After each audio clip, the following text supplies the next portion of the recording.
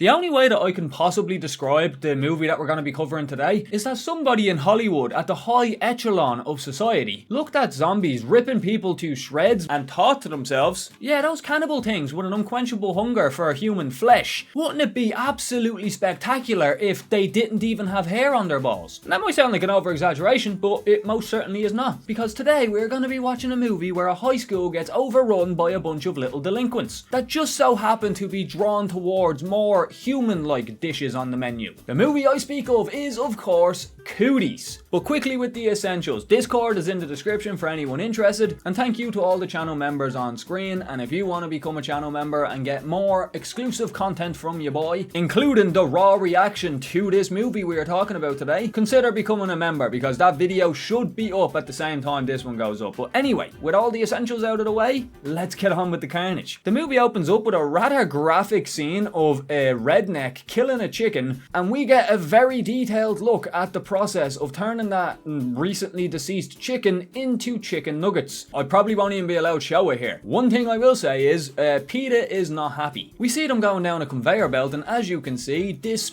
particular chicken nugget don't look too appetizing, but somehow it made the cut, because the very next scene is those same chicken nuggets being fried and then put on a plate and served to this little girl. And when she gets back to her table, she proceeds to take a bite out of the gangrene looking infested nugget, and when she does, goo comes out of the fucking thing. Get the health inspector into this town. Every part of the process was a failure, but I'm more paying attention to that little girl. Who the fuck eats without looking at their food, first of all, and who the fuck would get goo in their mouth after eating chicken nuggets and not realize something's wrong? But if any people in this process had common sense, we wouldn't have this movie, so I can't really complain. We then meet our main character, Clint, or as most people know him, Frodo. We learn that he is an aspiring writer when his mother comes in and he asks her for feedback on his rough draft. Now, Clint has been hired as a substitute teacher in the school that he also went to as a kid, and as he is driving, we find out that this town is called Fort Chicken. That would be a city name that I would be embarrassed to put on my postcode. And I live in a city that has an area in it called Balls Bridge. So that should say a lot. And it soon becomes apparent that this whole school is full of dickheads, teachers and students alike. But before we get there, just look at the state of Clint's car. How the fuck do you let it get that bad? As soon as he pulls into his spot, we see a big Raptor Jeep thingy, don't shout at me in the comments, I don't know cars, parking beside him and practically trapping him in his car. And even though he cries out with pleas for help, Dwight from the office just ignores it and carries on his day. Now, I know I called him Dwight, but his real name in this movie is actually Wade. But this roadblock, for lack of a better term, causes him to have to crawl out of his boot. And once he gets out and closes said boot, he sees the words "Eat a cock" written on the back of his car. Delightful, where can I acquire such a delicacy? And while walking to the school, we see the miscreants that we are going to be following this movie. We hear a kid saying "fuck off" to his mother, and Clint trips over a little girl who was doing the crab, and she instantly starts mouthing off to him as if she was not in the wrong. What a bunch of demon children. Now, I know I have a lot of American viewers. It's actually the overwhelming majority of my viewers are American, which is a fun fact. So I'm going to ask you guys directly. Is this stereotype real? Specifically, white kids saying fuck you and cursing at their mothers? Because I tell you one thing, if I even said the word fuck towards my mother, I would be chased out of my household with a wooden spoon and told to never come back. And I learned that the hard way. So I'm curious if this is a real stereotype. It has to have come from somewhere. But first of all, Clint goes to see the vice principal, who informs him that this school is a no phone zone and confiscates his phone from him. He then goes to the staff room and tries to interact with some of his co-workers, one of which being this lady Rebecca, who is an extravagant character to say the least. He asks her about a device that she has on her hip, which to me just makes it look like she stole these clothes, but she says that it is an alarm that if she presses it, it immediately calls the police, and then ends it by saying that if you are thinking of getting handsy with me, think again. And basically just saying a lot of things that shows that she thinks that this man is out to grope her. She has definitely had a few too many bad experiences with boys, I'll tell you that much. But then we see a little light at the end of this socially awkward tunnel, because he runs into one of his childhood friends that used to go to this school with him, and she is now a teacher here. And they instantly hit it off and start reminiscing about the good old days. Before Wade comes in and crashes the party by sitting down with them, and Clint uses this opportunity to let him know that he blocked him in his car. And Wade responds with this. My truck's got a dual rear wheel. Dual rear wheel. Real. Got 2 extra wheels on the back. Yeah, I still have no clue what he's trying to say. Like, 2-wheel rear drive? I guess, I don't know. And then we cut to class to see the girl that ate the chicken nugget is not looking too good and has a load of blisters all over her face. And we see that she is being picked on by 2 little kids. One of which turns around and says that it looks like she has hemorrhoids on her face. Yeah, you look like my butthole's ass. Yeah, if chickenpox was made out of my ass. Haha, good one, Draco. That really showed her. That was a sick burn, dog. Oh man, that honestly gave me like Disney Channel bully vibes, like High School Musical and shit. But everyone disperses as soon as Clint comes into the room, and he chooses his first introduction to be a bad joke. Hey, did somebody order a sub? Tough crowd. Yeah, I wonder why that one didn't hit. This little bully cunt right here does the typical bad boy spiel. He pulls out his phone in the middle of class, and when the teacher tells him to put it away, he just doesn't. And he actually takes it a step further by telling Clint to fuck off. He threatens to send this kid out into the hallway for being so naughty, but the kid hits him with the Uno reverse card, threatening to cry and tell people that he touched him. And that sets him back on track very quick. Now this little anal baby on your screen right here goes by Patriot. Yes, Patriot. And his parents' reasonings behind this is because he was born on 9/11, and goes on to say that God put him on this earth on that day for a reason, and he is going to join the Marines and kill all of the towel heads. Ooh, that didn't age well. So yeah, you can already tell the type of parents that this kid has, without a fucking doubt. But after this interesting look into this little shit's psyche, Clint goes and tries to continue the class. But Patriot takes this opportunity to bully this girl some more. And this girl's name is Shelly, by the way. He says something to Shelly before going to pull one of her pigtails. And instead of it hurting her in the way that he intended, the entire pigtail and the part of her scalp it's attached to comes clean off. And Shelly does not take kindly to people who fuck up her hairdo, because she turns and latches on to Patriot's cheek. Clint comes over to break it up, but Shelly just runs away, scratches him on the arm in the process before scurrying to some unknown part of the school. And Clint wastes no time in bringing him to the nurse's office, and when they get to the nurse's office, Patriot is already breathing very heavily. And when the nurse takes his hand away from the wound to get a look, I really wish she didn't, because this is diabolical. I can't even show it, but an entire chunk of this man's cheek is just dangling. She basically says that he's gonna need stitches for this, but Clint then basically mocks him and says, he can handle that, he's going to be a Marine. He's not gonna be a Marine, or anything for that matter. We see the crossguard, who we will dub Big Boy, walking up to a car and acquiring some illegal substance, and they are magic mushrooms. He sits in his van and consumes some of the magic mushrooms, and if there was any day that could be the worst day to take mushrooms, it would most certainly be what's about to unfold. We cut back to the staff room, which is a bit wild since there has only been one single class this day, but we see Clint and his childhood friend Lucy, I'm not sure if I mentioned her name before, hitting it off and just having a nice normal conversation. And in the very next scene, we see little Draco Malfoy lookalike here, walking up to Shelly, who is now currently digging a hole at the fence for whatever reason, and starts giving her shit for biting Patriot's cheek off. He keeps hurling insults at her, and yep.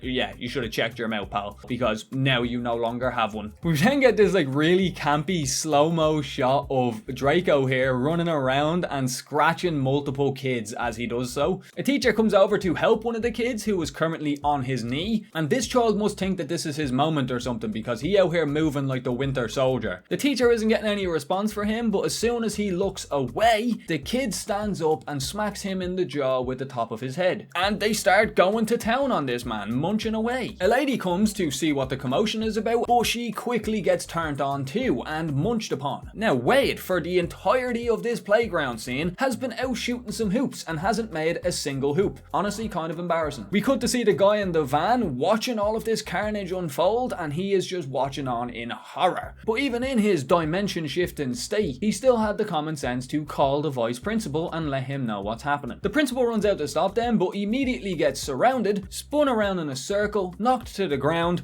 gutted, and then gets all of his limbs ripped off. Another teacher, who goes by Doug, walks into the classroom and nonchalantly just says, "Oh look, carnage!" This man knows ball. He knows his carnage. This finally alerts the teachers to the ongoing fucking pandemonium, and Wade also notices, but it's a little bit too late because he has now been surrounded. He tries to process what the fuck is going on, but the only thing that he can get out is, A line has been crossed! You can't eat the teachers, man! yeah, I'm sure that will stop him. Ugh! Why didn't I think about this before? He uses his previous football skills to outrun most of them while shitting on multiple of the kids on the way. He said fuck this girl in particular. He absolutely clotheslines this child. But after a lot of effort, he makes it into the school. And for whatever reason, when Wade gets into the staff room, instead of, telling everybody what the story is, he just starts listing off his accolades in football. And he ends up by saying that even with all of these accolades, he could barely outrun them. They start banging on the staff room window and scare the shit out of our gang. And while this is happening, Rebecca decides to press her buzzer that she has on her. And within seconds, they see a policeman pulling up outside. He gets out and starts talking to the kids behind the fence. And he is talking to them as if they are actual kids. And,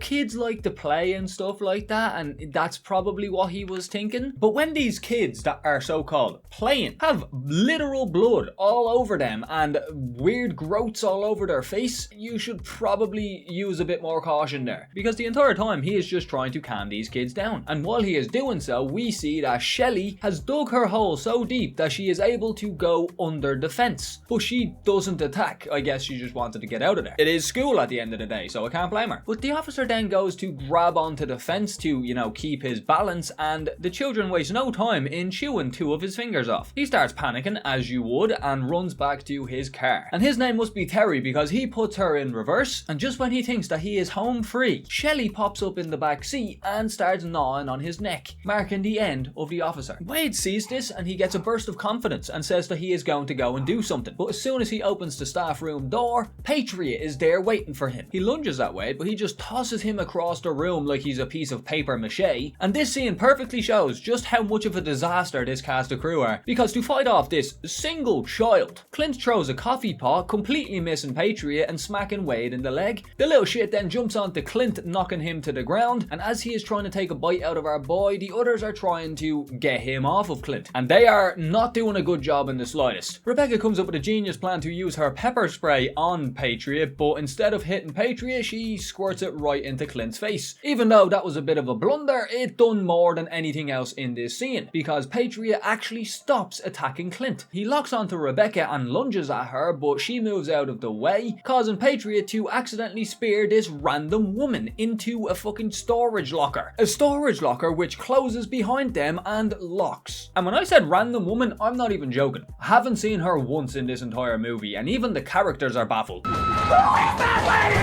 They don't know who she is either. But everyone is very quick to leave this woman in the fucking locker to die. The only one that seems to care is Clint. They start moving through the halls to get to a better location, and they run into another teacher who was coming down the stairs. And this teacher says, "Come with me, I do CrossFit." The characters do not follow him, and that was the right choice because as soon as he steps foot out of the door, he gets instantly ripped to shreds. CrossFit really done wonders for you there, pal. They run back the way they came and they get jump scared by a little kid with an afro. They all scream at the top of their lungs and run into the library, but the little afro boy also follows them in there too, causing them to squeal like little girls. But one of the teachers notices that he looks pretty normal. This guy right here is called Calvin, and he is not infected.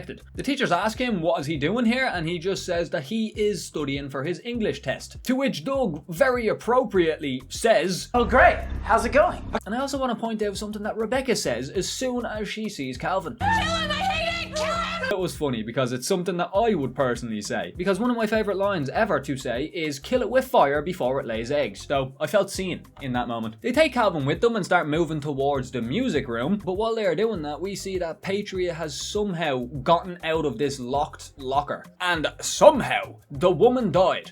Like, bro, this is one thing I'm not gonna let slide, because I understand when there is a whole group of little demon children, you're fucked, you're dead, there's nothing you can do about that. But when it is a single fucking infected kid, mono a mono, and you, a fully grown adult, lose to this thing that doesn't even have hair on his balls, yeah? That's on you. You deserved it. But after he gets out of the locker, he runs over and opens up the front door for all of the infected children to get in, showing that there is some level of intelligence in these kids still. They make it to the music room and patient Zero, aka Shelly, smacks into the door. Everyone runs away from the door, but Doug here notices the growths on her face. Rebecca freaks out and says, "Can somebody tell me what the fuck is happening here?" And Doug, with his almighty wisdom, gigantic frontal lobe, says, I blame rap music.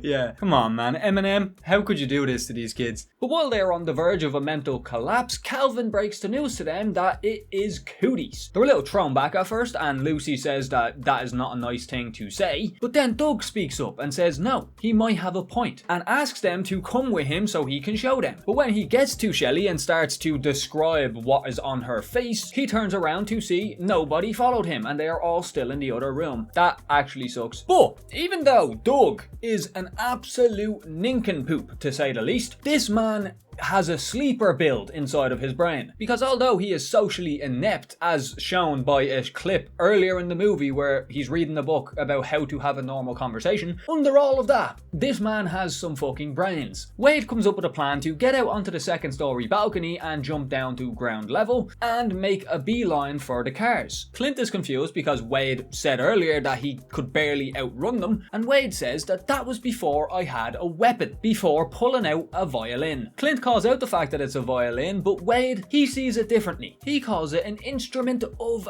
death and goes on to say that we should create a symphony of death, so everybody grab an instrument. And although that was a bit of a silly scene, a bit of a silly moment, I actually think that line is a banger. Grab an instrument so we can create a symphony of death? Come on! Who wrote that? That is some poetry right there, bro. Nobody is into the plan whatsoever, but Clint says that we should go to the principal's office and get our phones back so we can call for help. And although that's not very much of a plan, it is better than nothing. But their plan is to wait in this room until 3 p.m, and when the parents come to collect their demon child, they will get their attention from the roof and warn them about the incoming doom. But before this plan gets set into motion, Clint starts to feel a little unwell. And it's here when Wade notices the plaster on his arm and asks him about it. And a little bit of a side note, but when he pulls the plaster off, that is a nasty looking wound. Hate that shit. But he lets him know that he got scraped by Shelly. And very reasonably actually, Wade thinks that Clint is now infected and gives him a jiggy back into a separate room and locks him in there, before saying to everybody to stay out of that room. But Doug is built different and he just instantly says that he's going in there for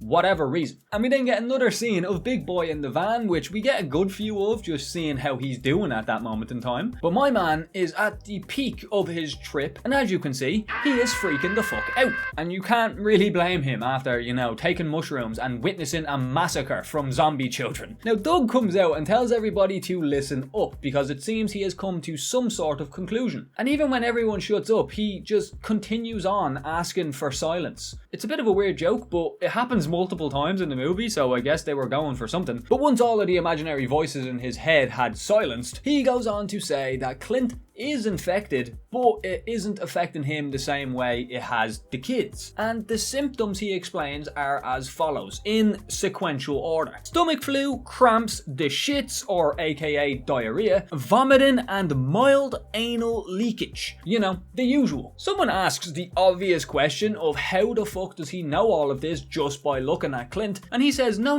don't worry. I was examining his fluids with my hands. Examining his fluids is a crazy way to put that. Everyone gets a little bit grossed out, but he comforts them by saying, don't worry guys, I was wearing gloves, before he puts his hands in frame. And as you can see, he most certainly was not wearing gloves, and yes, his hands are covered in shit. The reaction in this scene is actually really funny. I thought it was great. And Doug just like awkwardly walks off to a corner to deal with his situation. It's absolutely disgusting, but it was fucking hilarious. But 3 o'clock hits and everyone starts making their way to the roof, Clint included, and they start their plan, but it doesn't go as planned, because what they didn't account for was the first parent coming to pick up their kids is a soccer mom, aka does not pay attention in the fucking slightest. She is on the phone to somebody as she waits for her son to get into the car, and first thing I notice is damn, this woman is beautiful. Like, look at those eyes. The colour in those things are actually hypnotising. But unfortunately, she won't have them for much longer. Because as soon as the little boy gets into the car, just wanted to point out the fact that the mother didn't realise her son was covered in blood. As soon as he gets into the car, he instantly turns around and ravages his younger brother. No, I should have worded that a little bit better. He doesn't ravage him sexually. That would be weird. He attacks his younger brother. Fuck me. And he smacks this toddler around. He wasn't like fucking discreet about it in the slightest, and the mother still didn't realise it happened. But by the time she notices, both of her offspring are now infected and ready to rip her throat out, which they soon do. Let this be a message to you parents out there. Pay fucking attention. After this fuck up, they realised that they need to warn all of the parents about all this. But before they could finish coming up with this plan of action, this teacher right here, called Tracy, screams at the top of his lungs because he got grabbed by the ankle by a little child. But they quickly find out that this child isn't one of the infected children, but the horde of infected prepubescents is on its way towards them, and they instantly book it and get out of Dodge. And when I was first watching this scene and I saw them running for their lives, even though they are on the second floor, it for sure had me questioning a few things, but those questions were soon put to an end when I saw this child right here scale this fucking tree like it was nothing. Actual fucking acrobats out in this school. They make a run to the auditorium, they get to the room and manage to close the door, but unluckily Draco Malfoy right here slipped through before they closed the door and started to attack Doug. And this is where my worries about, you know, the fact that they won't be able to kill the zombies or anything because they're literal children went completely out the window, because Wade, in order to save Doug, grabs a fire extinguisher and bashes this little child's skull in until he dies, before walking away to another room to process what he just done. This is going to sound absolutely psychotic, right? But bear with me. This moment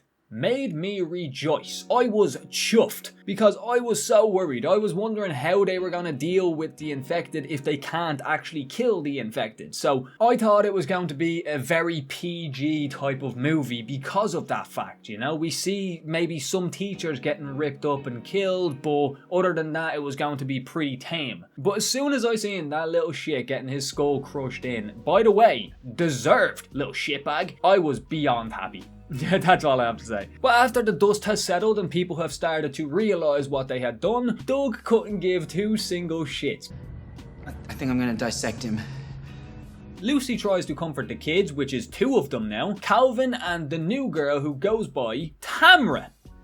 That's a new one. I've never heard of that name. And she says that there's nothing to worry about because we are still ourselves. And do you want to know why we are still ourselves? Because none of us have gotten bitten or scratched. And that sentence is made a whole lot more awkward when Tamra turns around to show a scratch mark down her back. And Lucy just says that it is okay and to go into the bathroom to clean it up, which she does. Now, there is a quick fire of a few moments that happen very closely together, so I will go through them now. First, we see Doug fisting this young child's skull. That's a sentence I never thought I'd say. We see Big Boy still tripping sack in his car before a giraffe asks him if that is actually happening or is he just too high. Wade and Lucy have a bit of a fight over Clint because Wade feels like they have too much of a connection and he is very insecure about that. Oh yeah, by the way, Wade and Lucy are boyfriend and girlfriend. I probably should have mentioned that, but it really did not seem... It does not matter whatsoever, to be honest. Doug then brings out the brain and, without warning, just plops it on the ground in front of everybody before saying that he believes that it is a virus. We get a few autistic tendencies from Doug Boy here. He does his signature, "Quiet please," and then we get this moment. Sometimes when I'm talking, I use the wrong rowboat.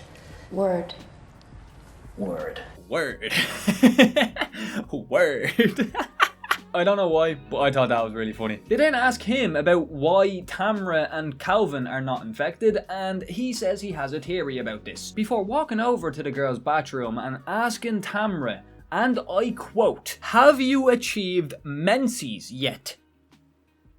Menses? She of course does not want to answer this question, so he takes it down a notch and asks her if she wears a bra, to which she says yes. Now, he is not asking this because he is a creep or anything. This is actually the sole basis of his theory, because he comes to the conclusion that the virus only affects people who have not yet hit puberty. When I was first watching this, the first thought that came to mind to me was, what if you get infected, but then you hit puberty just a week or two after you get infected? Like, would that just revert the whole virus, or would the virus stunt puberty from happening? That's just food for thought. But after this reveal, the power in the entire building goes out, and we see that it is Patriot. Little fucking shitbag, but haha, he can't reach the last one. Little boy. After the lights turn off, they notice that Calvin is just on the stage, just lying there like a weirdo, but Lucy says that it is because he is diabetic, so they need to get him something with sugar in it to balance out his blood levels. But nobody has anything on hand. Lucy asks Wade if he does, but he just answers by saying all he has is creatine. And when she says we need something with sugar, he just says, "This body is a no-carb zone." Are you sure about that? But just then, they start to hear banging coming from the boiler room. They all start freaking out and preparing themselves for the worst, but lucky for our gang, it was a fake out, and it was actually the janitor coming to give them a helping hand. The janitor, whose name is Hitachi. You know, the name Hitachi isn't anything bad or anything like that, but it was definitely, you know, a precursor to how they treated this character. After this point, I will just let the movie speak for itself. You'll see what I mean very soon. Well, Hitachi tells them to come with him to the boiler room, and luckily he did, because all the kids burst into the room at that exact second. But the gang manages to get in and close the door before they get to them. And Clint starts to come up with a plan. He turns and asks Wade how many people does he think would fit in his car, and... Told you, it's a dual wheel. Dual wheel.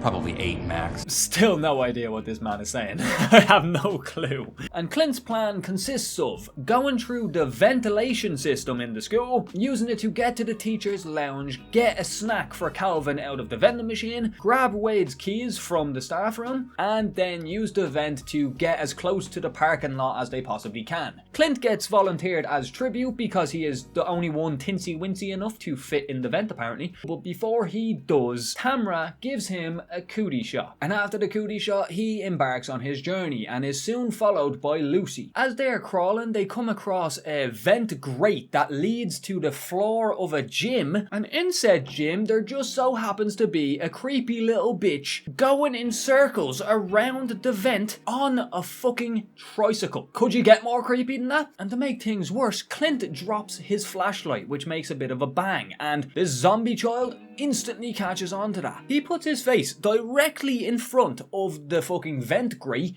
but somehow he doesn't see them, even though he sits there and stares at them for an uncomfortable amount of time. It has not been explored whatsoever that these zombies are blind in any sort of way. He just goes back to his tricycle and carries on his day, circling the fucking vent, while the other two carry on crawling through it. They get to the staff room and Lucy grabs Wade's keys before venturing back into the vent, while Clint is trying to use the vending machine, but it will not take his dollar. It is too wrinkly, so it keeps spitting it back out at him, which is quite unfortunate because the door swings open and we see Tricycle Bitch making her way into the room. Calvin hides behind the vending machine and tries to stay as quiet as possible, while we see Lucy making it to the principal's office, grabbing a phone and sneaking back into the vent. And when we cut back to Calvin, he has been betrayed by the vending machine, because even though now he is not trying to put the money in or anything, this vending machine said fuck you in particular and starts taking the money at the worst time possible. It makes a bit of noise and the girl starts screaming at the top of her lungs, alerting all of the infected around her. And the weirdest part about it is the little girl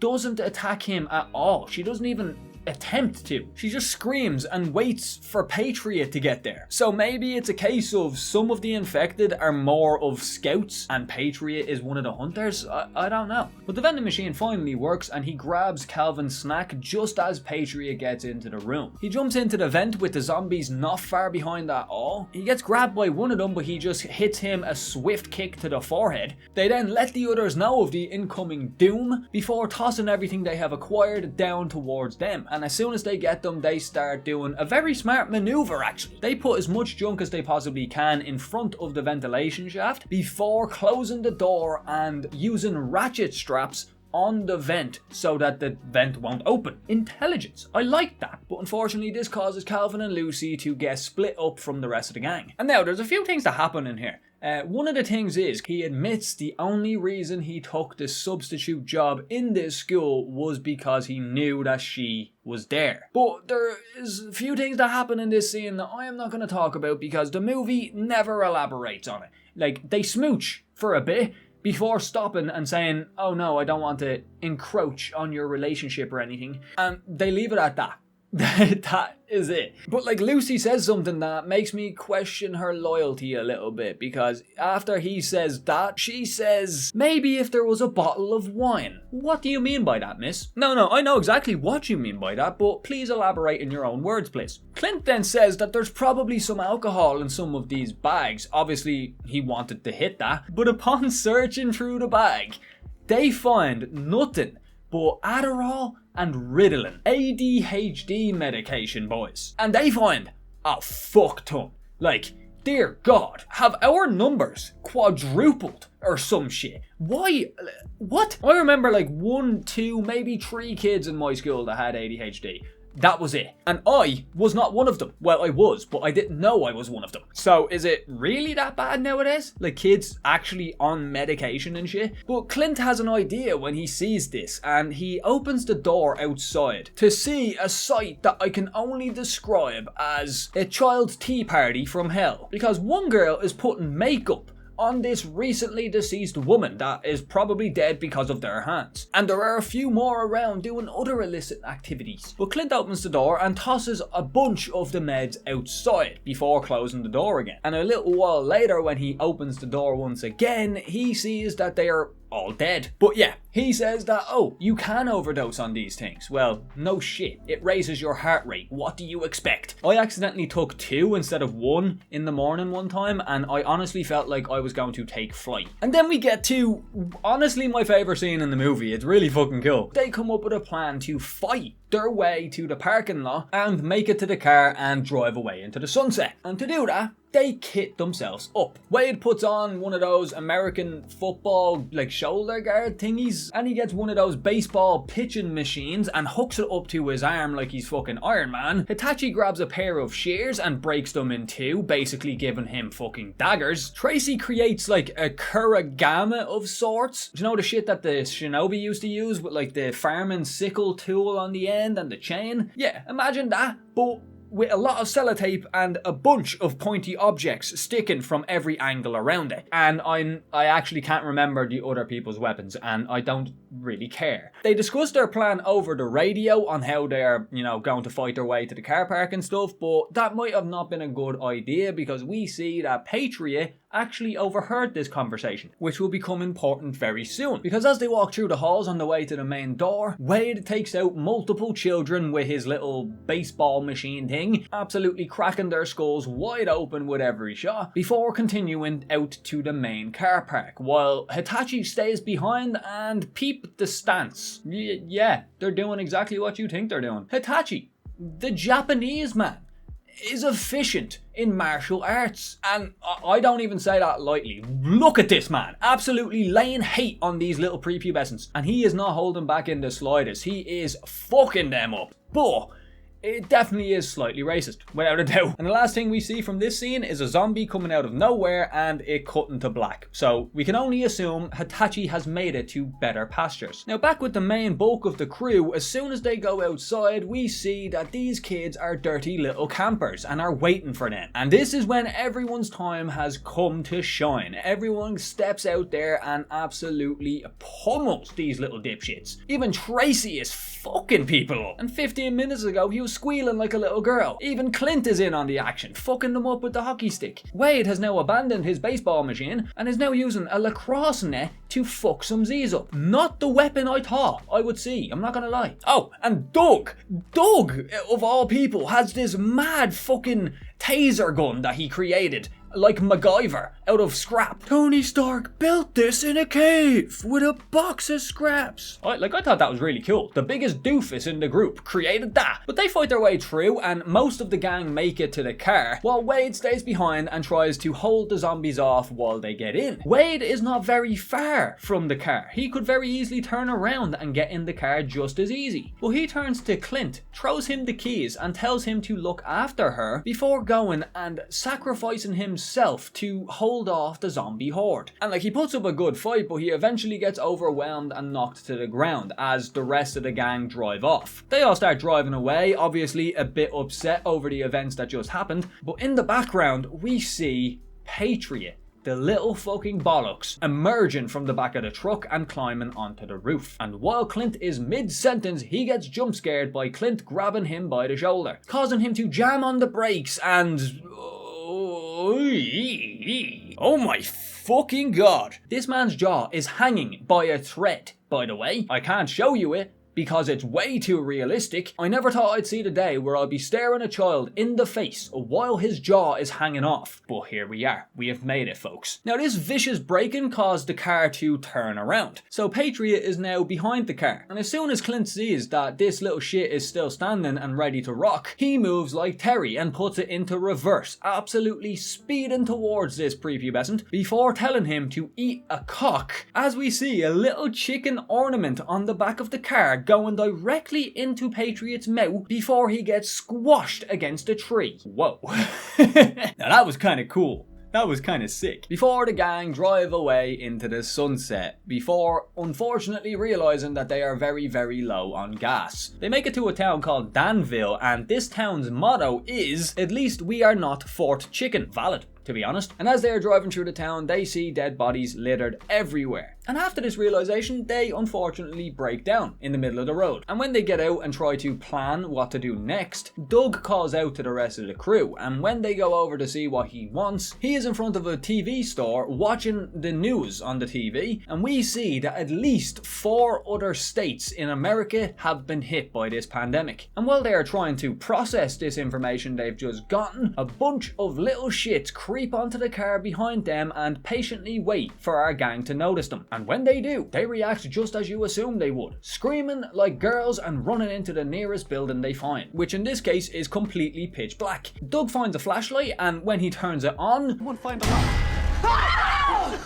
was there a need, Doug? Was there? But Doug's antics are the least of their worries in this scenario, because as they get further in, they get signs showing that they have crashed a birthday party. They walk further into the building and suddenly a disco light turns on. And when it does, it reveals that they are in the middle of a play zone and are surrounded by hundreds of kids in said play zone. Now these guys freak out as if they have no way of getting out of this scenario. But for anybody that has ever been in one of these play den thingies, you know that you need to move like the fucking Flash to be able to make your way through that obstacle course and get out of it in a suitable amount of time. So they had plenty of time to make a run for it. But luckily, just when they think it is their last minutes on Earth, a car comes crashing through the building and 2 silhouetted figures start making their way towards the boys. And when they get close, it is revealed to be Wade and Hitachi. And Wade has come equipped with a water gun, of all things, and he wastes no time in spraying all of the little shits with said water gun. Everyone makes it out onto the street, and Wade is the last one to do so. He makes it out of there safely, squirting all the little shits as he goes. I could have worded that a bit better, to be honest. And Clint decides to be a smartass and says, "Are you sure spraying them with water is the best idea?" To which Wade turns and says in a very cool tone that this is not water, before lighting a match and throwing it at the little shits, and they all burst into flames, burning the little shits and the building down to the ground, before he turns around like an action star and they hop in the car and drive away. As we see one determined little shit still chasing after them while fully engulfed in flames. Have to put respect on that kid's name, to be honest, fair play. But the person in the van is Big Boy, who has been tripping for this entire movie. I knew he would come to save the day, and if you don't believe me, go watch my raw reaction. I called it as soon as I seen this man. But as they are driving away, we hear them discussing where they are going next before it cuts to black. And that is the end of Cooties, folks. What did you think? Now, I'm gonna be completely honest. When I first watched this movie, I was very uncertain if I would make a video on it or not, and I'm still on the fence about it. Yes, I'm sitting here recording this right now, but this is past me. I haven't even started editing this video yet, so if you see it, then obviously I think it was good enough to upload. And that was just because of one simple fact. Because this is a comedy, and I'm not saying that as a bad thing. I love comedies as much as the next guy. But in this movie's case, a lot of like the big scenes and the,